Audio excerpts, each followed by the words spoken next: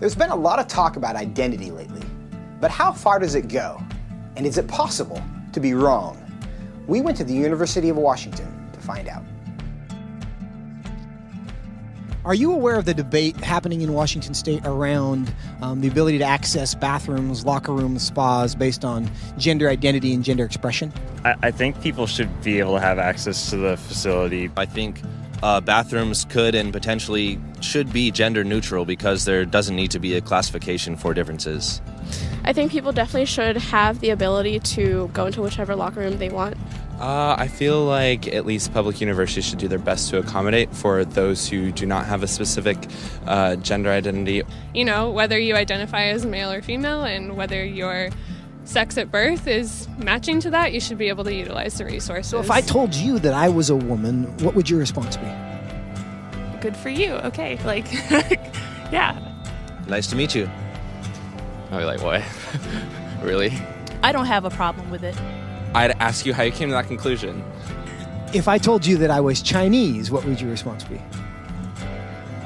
I mean, I might be a little surprised, but I would say, good for you. Like, yeah, be who you are. I would maybe think you had some Chinese ancestor. I would ask you how you similarly came to that conclusion and why you came to that conclusion. I would have a lot of questions, just because on the outside I would assume that you're a white man. If I told you that I was 7 years old, what would your response be? I wouldn't believe that immediately. I probably wouldn't believe it, but I mean, it wouldn't really bother me that much to go out of my way and tell you, no, you're wrong. I'd just be like, oh, okay, he wants to say he's 7 years old. If you feel 7 at heart, then then so be it. Yeah, good for you. So if I wanted to enroll in a first grade class, do you think I should be allowed to?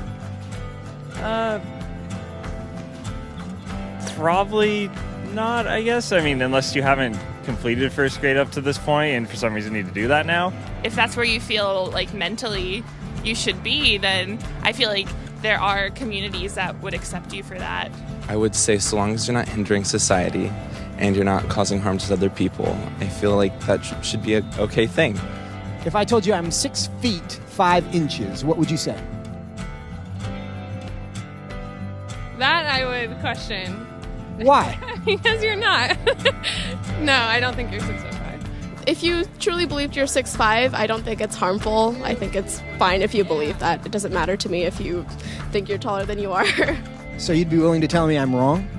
I wouldn't tell you you're wrong. No, but I say that I don't think that you are. I feel like that's not my place as like another human to say someone is wrong or to draw lines or boundaries. No, I mean, I wouldn't just go like, oh, you're wrong, like that's wrong to believe in it. Because I mean, again, it doesn't really bother me what you want to think about your height or anything. So I can be a Chinese woman. You sure. But I can't be a 6'5" Chinese woman. Yes. If you thoroughly debated me or explained why you felt that you were 6'5", I feel like I would be very open to saying that you were 6'5", or Chinese, or a woman. It shouldn't be hard to tell a 5'9" white guy that he's not a 6'5" Chinese woman. But clearly it is. Why? What does that say about our culture? And what does that say about our ability to answer the questions that actually are difficult?